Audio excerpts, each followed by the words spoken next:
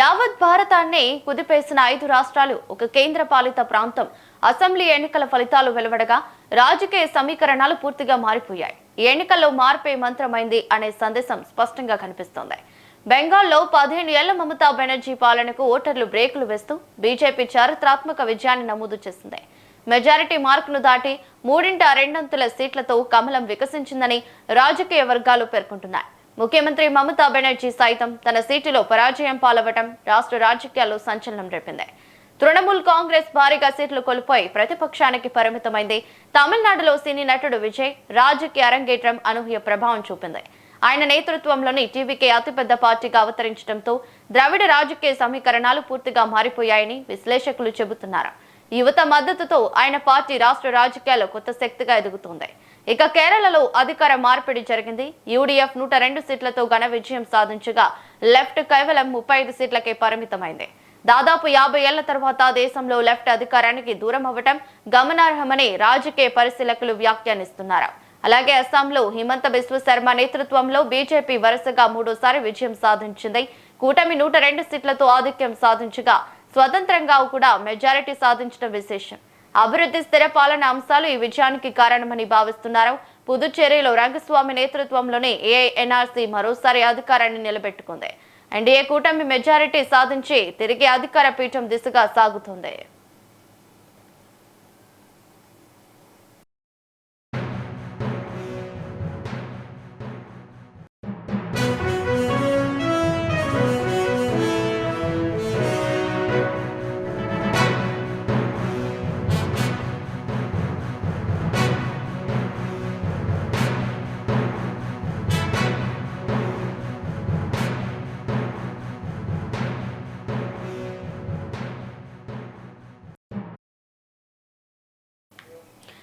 పుదుచ్చేరిలో రంగస్వామి నేతృత్వంలోని ఏఎన్ఆర్సీ మరోసారి అధికారాన్ని నిలబెట్టుకుంది.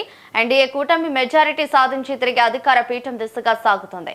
ఇక 5 రాష్ట్రాల విజయాలపై పూర్తి సమాచారం మా బ్యూరో చీఫ్ శేఖర్ అందిస్తారు. శేఖర్, చెప్పండి. దేశంలో 5 రాష్ట్రాల ఎన్నికల ఫలితాలపై మొత్తానికి దేశవ్యాప్తంగా ఎంతో ఆసక్తికరంగా అటు ప్రజలు రాజకీయ పార్టీలు ఎంతో ఆసక్తికరంగా ఎదురు చూసిన తరుణం మొత్తానికి ముగిసిపోయింది. ఇక 5 రాష్ట్రాల ప్రజలు 5 రాష్ట్రాలలో మార్పులు ఏమన్నా ఉన్నాయా అంటే చూసుకుంటే ప్రధానంగా 3 రాష్ట్రాల్లో మాత్రం ఖచ్చితంగా మార్పు కోరుకున్నారు ప్రజలు. పశ్చిమ బెంగాల్, అలానే కేరళ, అలానే తమిళనాడులో ప్రజలు మార్పు కోరుకున్న పరిస్థితి. ఇక అస్సాం పుదుచ్చేరి విషయంలో యథావిధిగా గత ప్రభుత్వాలకే ప్రజలు పట్టం కట్టిన పరిస్థితి. ఇక ప్రధానంగా చూసుకున్నట్లయితే పశ్చిమ బెంగాల్లో 293 స్థానాలకు ఎన్నికలు జరగగా అసెంబ్లీ ఎన్నికలు నిర్వహించగా అందులో 206 స్థానాలు బీజేపీ కైవసం చేసుకుంది. 81 స్థానాలు తృణమూల్ కాంగ్రెస్ కైవసం చేసుకుంది. 2 స్థానాలు కాంగ్రెస్ కైవసం చేసుకున్న పరిస్థితి. పశ్చిమ బెంగాల్లో గత 15 ఏండ్లుగా మమతా బెనర్జీ అక్కడ అధికారంలో ఉన్నది, తన పాలన కొనసాగించింది. ఈ 15 ఏండ్ల మమతా బెనర్జీ పశ్చిమ బెంగాల్ కోటకు బీటలు వారాయి, కాషాయ జెండా బీజేపీ ఎగిరేసిన పరిస్థితి. అక్కడ బీజేపీ ఎంతో చాకచక్యంగా వ్యూహాత్మకంగా అక్కడ ప్రచారం నిర్వహించడమే కాకుండా మోడీ అమిత్ షా భయం అక్కడ తిష్ట వేసి పశ్చిమ బెంగాల్లో ఖచ్చితంగా బీజేపీ అధికారమే లక్ష్యంగా ఖచ్చితంగా అక్కడ పనిచేసింది, ప్రచారం చేసింది, అనుకున్నది సాధించింది. బీజేపీ పార్టీ చరిత్ర తిరగరాసింది. అక్కడ 15 ఏండ్ల మమతా బెనర్జీ కోటకు బీటలు వారినై బీజేపీ పార్టీ అక్కడ గెలిచిన పరిస్థితి. అక్కడ ప్రజలు కూడా బీజేపీని విశ్వసించారు, అక్కడ బీజేపీని గెలిపించారో పట్టం కట్టారు. ఇక మరొక విషయం తమిళనాడు విషయానికి వచ్చినట్లయితే 234 స్థానాలు అక్కడ అసెంబ్లీ ఎన్నికల స్థానాలు. అందులో 234 స్థానాల్లో 108 స్థానాలు విజయ్ టీవీకే. ఇది ఒక సంచలనం, దేశంలోనే ఒక సంచలనం.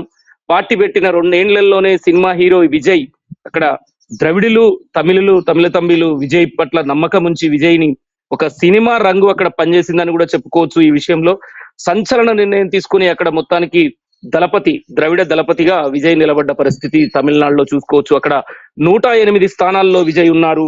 అలానే 73 స్థానాల్లో డిఎంకే ఉంది. అంటే ఇంతకు ముందు అధికారంలో ఉన్న పార్టీ డిఎంకే కు 73 స్థానాలు కట్టబెట్టారు. అన్నా డిఎంకే కు 53 స్థానాలు కట్టబెట్టారు.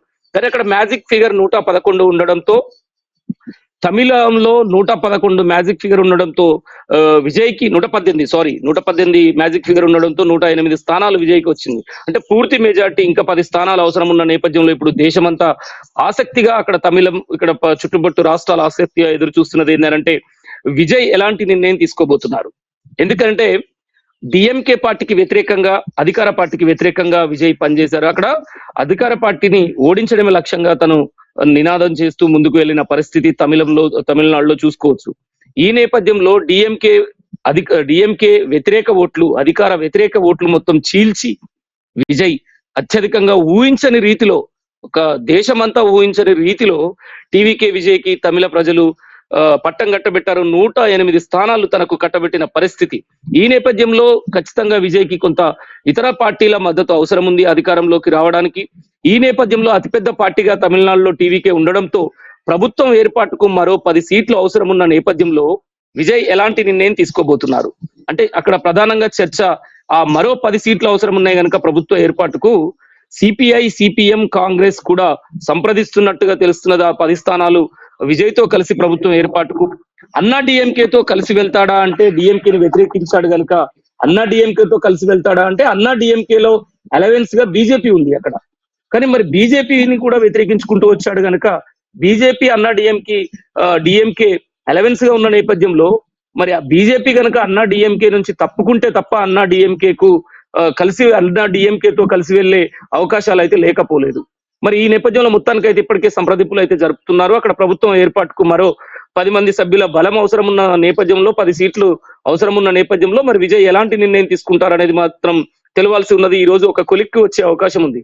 కానీ ఏది ఏమున్నా తమిళనాడులో మాత్రం ప్రజలు సినిమా రంగానికి గతంలో అంటే కొన్ని ఏండ్ల చరిత్ర, అది కూడా పెద్ద రికార్డు చరిత్ర తిరగరాసినట్టే. కొన్ని ఏండ్ల చరిత్ర ద్రవిడులు అక్కడ ఆ డిఎంకే లేదా అన్నా డిఎంకే అధికార మార్పిడి జరుగుతూ వచ్చింది.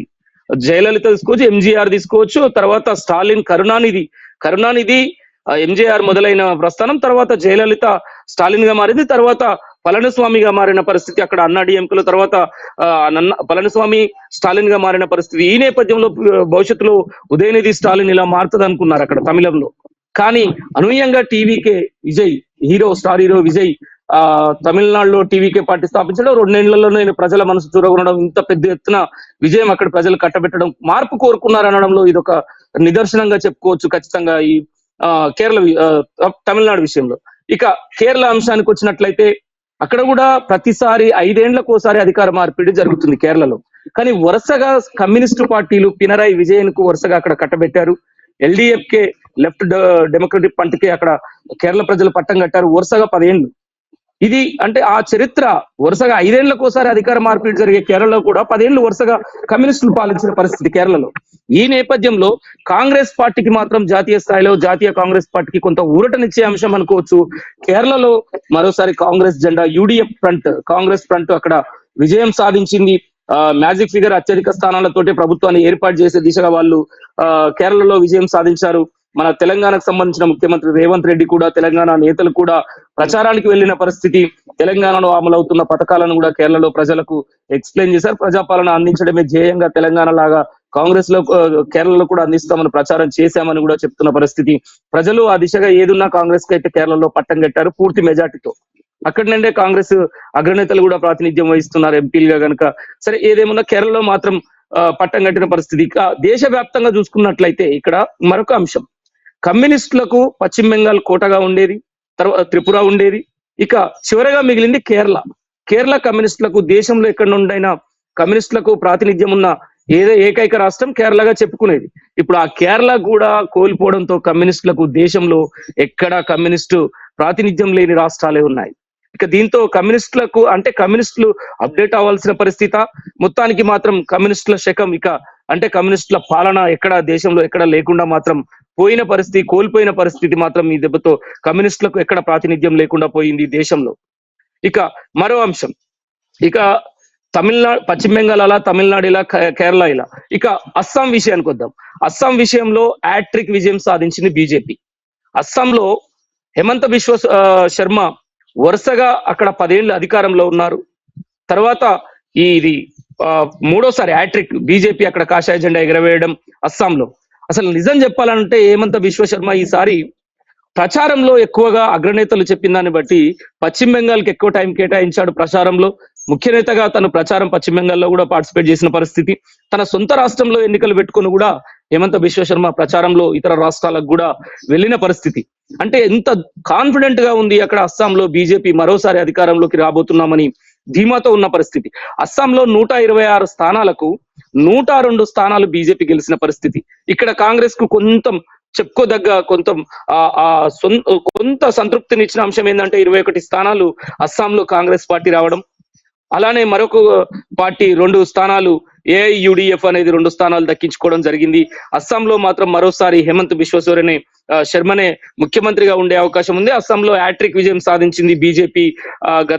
ఏదైతే బీజేపీ పార్టీని నమ్మి వరుసగా మూడోసారి అక్కడ సంక్షేమ పథకాలను వాటిని నమ్మి ప్రజలు పెద్ద ఎత్తున అవకాశం ఇచ్చారని భావిస్తున్నప్పటికీ కాంగ్రెస్ మాత్రం అక్కడ బలమైన నాయకత్వం లేకపోవడమే. ఎందుకంటే ఇదే హేమంత్ బిశ్వశర్మ కాంగ్రెస్ పార్టీలో ఉన్న వ్యక్తే బీజేపీలోకి వచ్చిన పరిస్థితి.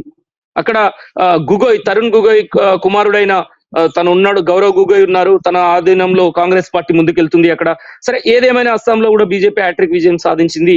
ఇది 3వ సారి అక్కడ దానికి చూసుకోవచ్చు. ఇక పుదుచ్చేరి, ఇది కేంద్ర పాలిత ప్రాంతం. 30 స్థానాలు ఉంటాయి అక్కడ. ఈ 30 స్థానాల్లో ఎన్డీఏ కూటమి అక్కడ బీజేపీ కూటమిగా ఉంది. అందులో 18 స్థానాలు బీజేపీ కైవసం చేసుకుంది. డిఎంకే, తమిళనాడులో ఉన్న ఇదే డిఎంకే స్టాలిన్ పార్టీ అక్కడ 6 స్థానాలు కైవసం చేసుకుంది. టీవీకే మరొక విషయం, ఇక్కడ పుదుచ్చేరిలో టీవీకే 3 స్థానాలు కైవసం చేసుకుంది కేంద్ర పాలిత ప్రాంతంలో. అంటే టీవీకే ప్రజలు ఎంత తొందరగా 2 ఏళ్లలోనే విజయ్కి పట్టం కట్టడంలో ఇక్కడ పుదుచ్చేరి కేంద్ర పాలిత ప్రాంతమైన పుదుచ్చేరిలో కూడా టీవీకేకు 3 స్థానాలు కట్టబెట్టారు అక్కడ ప్రజలు. ఇది మొత్తానికి ఈ 5 రాష్ట్రాల ఎన్నికలు ఈ విధంగా ఉన్నప్పటికీ పుదుచ్చేరిలో కూడా మరోసారి ఎన్ రంగస్వామి అక్కడ ఎన్డీఏ అభ్యర్థిగా ముఖ్యమంత్రిగా ఉన్నారు కాబట్టి గతంలోనే మరోసారి పట్టం కట్టబెట్టారు కనుక అక్కడ ఎలాంటి మార్పు లేకుండా మరోసారి ఎన్ రంగస్వామి ముఖ్యమంత్రిగా ఉండే అవకాశం అయితే స్పష్టంగా ఉన్నది. అయితే అస్సాం పుదుచ్చేరి విషయంలో పాత ముఖ్యమంత్రులే, అక్కడ హేమంత్ బిశ్వశర్మ అస్సాంలో, ఇక్కడ రంగస్వామి ముఖ్యమంత్రిగా ఉంటారు. ఇక కేరళ విషయానికి వస్తే ముఖ్యమంత్రిగా KC Venugopal Congress party senior నాయకులు, జాతీయ నాయకులు ఉన్నారు. మరి ఆయన కనుక కేరళకు చెందినవారే కనుక ఆయనకి ముఖ్యమంత్రి పీఠం కట్టబెడతారు, ముఖ్యమంత్రి పీఠం పైన తనే కూర్చోబోతున్నాడు అనే పెద్ద ఎత్తున ప్రచారం జరిగినప్పటికీ నిన్న మాత్రం అక్కడ కాంగ్రెస్ పార్టీ సతీశన్ ఆధ్వర్యంలో కొంత ఎన్నికలకు వెళ్ళింది కనుక యూడిఎఫ్ మరి సతీశన్ కు ముఖ్యమంత్రి పీఠం అప్పచెప్తారా, ముఖ్యమంత్రి పగ్గాలు అప్పచెప్తారా అనేది కాంగ్రెస్ పార్టీ జాతీయ నాయకులు ఒక నిర్ణయం తీసుకునే అవకాశం ఉంది. అక్కడ కాంగ్రెస్ ఎల్పీ కూడా భేటీ అయ్యి ఎలాంటి నిర్ణయం తీసుకుంటారు అనేది మాత్రం ఆసక్తికరంగా మారిన పరిస్థితి. కాంగ్రెస్ లో మరి కేసీ వేణుగోపాల్ ముఖ్యమంత్రి అవుతారా అక్కడ కేరళ నుండి, లేదు అంటే సతీశన్ ముఖ్యమంత్రి అవుతారనేది మాత్రం చూడాల్సిన పరిస్థితి ఉన్నది. ఇక తమిళనాడు విషయంలో ఇక టీవీకే తనే విజయ్ ముఖ్యమంత్రిగా ఉండే అవకాశం ఉంది. ఒకవేళ అలవెన్స్ గా ఎవరైతే తనకు సపోర్ట్ గా ప్రభుత్వ ఏర్పాటుకు 10 సభ్యులు అవసరం ఉన్న నేపథ్యంలో ఆ 10 మంది ఒకవేళ అన్నా డిఎంకే బీజేపీని వదులుకొని వచ్చినట్లయితే అన్నా డిఎంకేలో ఉన్న పళనిస్వామికి డిప్యూటీ సీఎం ఇస్తాడా, లేదంటే సిపిఐ సిపిఎం కాంగ్రెస్ పార్టీ కూడా ఇక్కడికి సంప్రదింపులు జరుపుతుంది. స్టాలిన్ వదులుకొని విజయ్ వెంట పోవడానికి కూడా కాంగ్రెస్ సిద్ధపడుతున్నట్టుగా సమాచారం. ఎన్నో ఏండ్లుగా తమిళనాడులో డిఎంకే పార్టీని నమ్ముకున్న కాంగ్రెస్, ఇండియా కూటమిలో ప్రధానంగా ఉన్న మమతా బెనర్జీ, స్టాలిన్, కేజ్రీవాల్ ఉన్నారు. కానీ ఇక్కడ స్టాలిన్ వదులుకొని టీవీకే వెంట వెళ్ళడానికి కూడా తమిళ కాంగ్రెస్ నాయకులు ముందుకు వచ్చినట్టుగా సమాచారం. ఈ నేపథ్యంలో మరి ఒకవేళ విజయ్ వెంట వెళ్తే కాంగ్రెస్ పార్టీ ఏదైనా విజయ్ వెంట వెళ్తే పార్టీలో ఒక మంత్రో ఏదో మంత్రి పదవి ఇచ్చి కాంగ్రెస్ పార్టీ ముందుకు వెళ్ళాలనే ఆలోచన చేస్తున్నట్టుగా తెలుస్తున్నది. అక్కడ మరి మొత్తానికి అక్కడ రాజకీయ సమీకరణాలు ఈ 10 మంది సభ్యుల విషయంలో విజయ్ ఎలాంటి నిర్ణయం తీసుకుంటారు, విజయ్ వాళ్ళ నాన్న ఇప్పటికే ముందుకు వెళ్తున్న పరిస్థితి ఆ నిర్ణయాలు తీసుకోవడానికి. మరొక విషయం ఏంటంటే వరుసగా స్టాలిన్ అక్కడ గెలిచిన తన నియోజకవర్గం కులంతూరులో తను ఓడిపోవడం జరిగింది. తన కొడుకు ఉదయనిధి స్టాలిన్ కూడా ఘోరంగా ఓడిపోవడం జరిగింది. ప్రజల తీర్పుని యాక్సెప్ట్ చేస్తాము, సరే ప్రజా తీర్పుని అని చెప్పి స్టాలిన్ చెప్తున్నప్పటికీ వరుసగా కరుణానిధి కాడికి వెళ్ళి అక్కడ ప్రభుత్వం డిఎంకేది చాలా అవా ఉండేది తమిళనాడులో. అలాంటి పార్టీ ఈ పరిస్థితికి రావడం అనేది టీవీకే విజయ్ అంటే అక్కడ తమిళ ప్రజలు ఎంత మార్పు కోరుకున్నారనేది కూడా మనం చూసుకోవచ్చు ఈ నేపథ్యం. ఇక పశ్చిమ బెంగాల్ విషయానికి వచ్చినట్లయితే సుబేందు అధికారి మొదటి నుంచి ఉన్నారు కనుక సుబేందు అధికారి మమతా బెనర్జీ ఎక్కడ పోటీ చేసినా తనపై పోటీ చేసి తనను ఓటమిపాలు చేసిన పరిస్థితి గత ఎన్నికల్లో చూశాం. ఈసారి కూడా భవానీపురం నుంచి మమతా బెనర్జీ మీద పోటీ చేసి తను ఓడిపోవడానికి కారణం సుబేందు అధికారి. అక్కడ బీజేపీ సంస్థాగతంగా ఎదగడానికి మొదటి నుంచి మమతా బెనర్జీ మీద అలుపెరగని పోరాటం చేస్తున్న సుబేందు అధికారి ఉన్నారు, మరో మహిళా నేత ఉన్నారు, ఇద్దరు ఉన్నారు కనుక మరి బీజేపీ ఈ రోజు ఎలాంటి నిర్ణయం తీసుకుంటుంది? జాతీయ నాయకత్వం సుబేందు అధికారిని ముఖ్యమంత్రిగా ప్రకటిస్తుందా, లేదంటే మరో వ్యక్తిని ఏమన్నా ప్రకటించే అవకాశం ఉందో? అక్కడ బీజేపీ భేటీ అయిన తర్వాత ఒక నిర్ణయానికి వచ్చే అవకాశం ఉంది. ఆ అంశం కూడా ఈ రోజు ఒక కొలిక్కి వచ్చే అవకాశం ఉంది. నిన్న జాతిని ఉద్దేశించి ప్రధాని నరేంద్ర మోడీ మాట్లాడిన మాటలు మనం చూసుకోవచ్చు. పశ్చిమ బెంగాల్ ప్రజలు ఖచ్చితంగా ఈ జాతీయత్వానికి జాతీయ ఐక్యమత్యానికి పట్టం కట్టారని చెప్పడం, అంటే వందే మాత్రం రచించిన బకిం చంద్ర చటర్జీ లాంటి ఇప్పుడు వారోత్సవాలు నడుస్తున్నాయి ఆ నేలపైన మరొకసారి ప్రజలు ఖచ్చితంగా జాతీయవాదాన్ని నిలబెట్టారు అంటూ మోడీ చేసిన వ్యాఖ్యలు చూసుకోవడం పశ్చిమ బెంగాల్ ప్రజలకు ధన్యవాదాలు తెలిపిన పరిస్థితి. మొత్తానికి బీజేపీ కమల వికాసం దేశమంతా వ్యాపిస్తుంది. నిజంగా ఒక్కొక్క రాష్ట్రాన్ని తన కైవసం చేసుకుంటూ ఇప్పటికి 20 రాష్ట్రాలకు పైన బీజేపీ అధికారంలో ఉన్న పరిస్థితి దేశంలో.